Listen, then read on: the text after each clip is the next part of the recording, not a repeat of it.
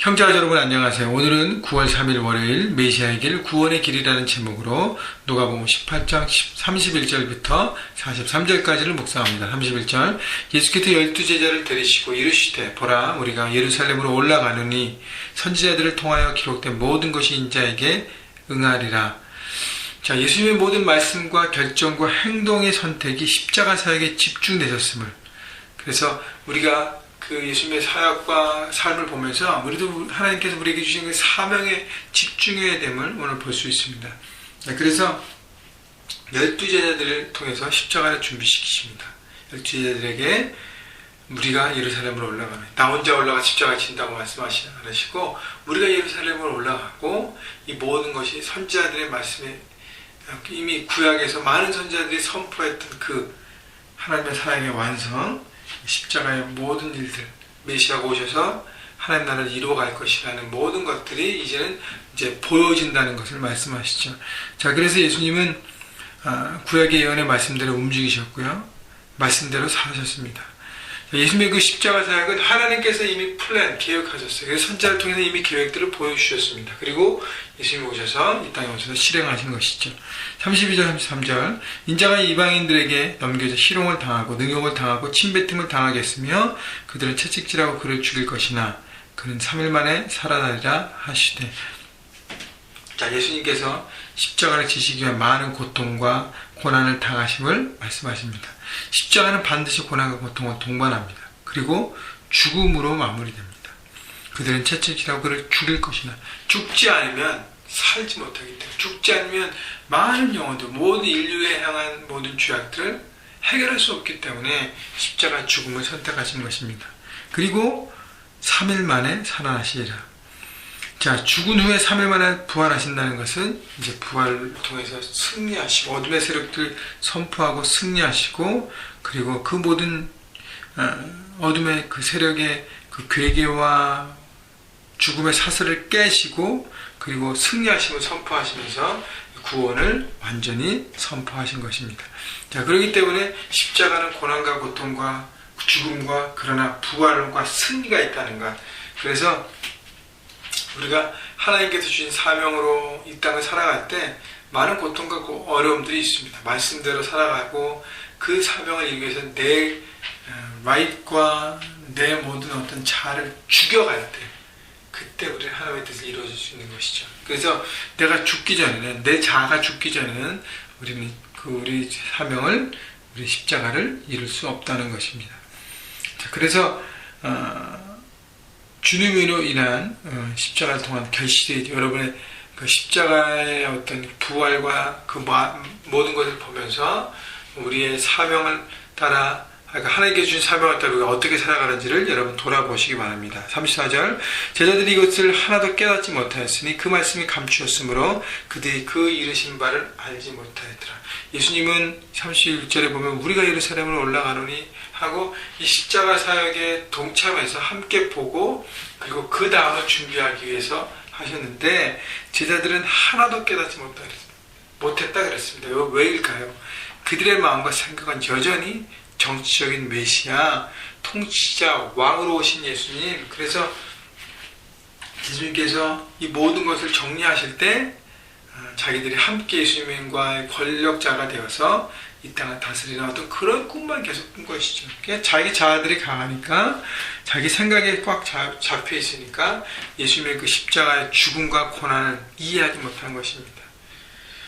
여러분, 자신의 생각을 내려놓지 않는다면 하나님의 진리를 깨달을 수 없습니다. 내 것만 고집하고 내 것만 생각한다면 우리는 하나님의 뜻을 바라볼 수 없는 것이죠. 그렇기 때문에 십자가는 내 자아를 죽이는 장소입니다. 그래야 하나님의 진리가 들어오기 시작하고 깨닫기 시작하고 이해하기 시작합니다.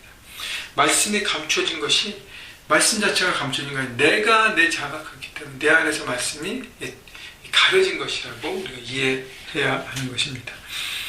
35절 여리고에 가까이 가셨을 때 한 맹인이 길가에 앉아 구걸하다가 무리가 지나감을 듣고 이 무슨 일이냐 물은데 그들이 나타나 예수께서 지나가신다 하니. 자, 여리고에 가까이 가실 때 한 맹인이 있었답니다. 길가에 앉아서 구걸하는 맹인. 그러니까 거지로서 앞을 못 보기 때문에 그냥 거지로서 길가에서 살아갔다는 것입니다. 자, 이 사람이 무리가 지나가는 소리를 듣고 지나가는 사람이 누구냐고 물어봤을 때 그래서 친절히 그 사람이 나사렛 예수라고 선포했습니다. 38절 맹인이 외쳐 이르되 다윗의 자손 예수여 나를 불쌍히 여기소서 하거늘. 자, 그 맹인이 예수님에 대한 얘기를 듣고 소리 질렀습니다. 다윗의 자손 예수여. 그 지나가는 행인은 나사렛 예수라 그랬는데 맹인은 다윗의 자손 예수라고 다윗의 자손 왕으로 통치자로 하나님 나라를 다스리신 주관자인 것을 그는 믿음으로 선포한 것입니다. 다윗의 자손 예수여 나를 불쌍히 여기소서. 39절 앞서가는 자들이 그를 꾸짖어 잠잠하라 하되 그가 더욱 크게 소리질러 다윗의 자손 이어 나를 불쌍히 여기소서 하는지라. 핀잔하는 소리에 아랑곳하지 않았습니다. 더욱 소리질러 예수님을 불렀습니다. 핀잔하는 소리 바로 악한 영들의 어떤 괴계이죠. 그 소리를 짓누르게 하기 위해서. 여러분 우리 하나님 앞에 기도하고 나갈 때 하나님을 찬양하고 나갈 때 여러분 삶 가운데 매일매일 삶 현장에서 하나님을 높이려고 할 때 악한 영들은 우리의 길을 죽이려고 합니다. 장애물 들어오게 하고 여러 가지를 통해서 우리에게 포기하게 만듭니다. 여러분 그때마다 여러분 기죽지 마십시오. 믿음으로 더욱 선포하고 나가십시오. 그래서 부르짖는 기도가 필요해요. 부르짖는 찬양이 필요합니다. 여러분 안에 있는 부르짖는 찬양이 무엇입니까? 승리하였네, 승리하였네.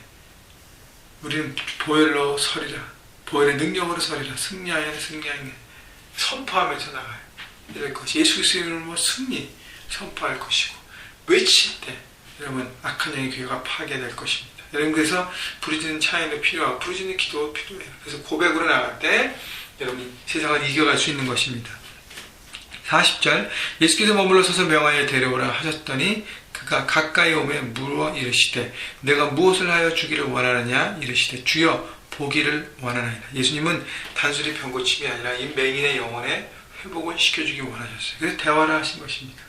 여러분 예수님 정말 그 영혼을 그렇게 100% 케어 안 하면 맹인이잖아요. 그죠? 보면 다 알잖아요. 그죠? 그냥 고쳐주고 빨리 가시면 돼요. 그러나 서서 그와 시간을 보내시고 대화하십니다.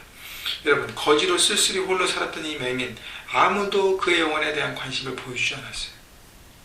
그렇죠? 그러나 그때 예수님은 그 영혼에 관심을 가지면서 내가 무엇을 하여 주기를 원하느냐 하고 그 영혼의 회복을 주신 것입니다. 그때 맹인의 대답이 뭐죠? 주여 보기를 원하나이다. 주여라고 고백했어요. 예수님을 자신의 삶의 주인으로 고백한 것입니다. 주님은 내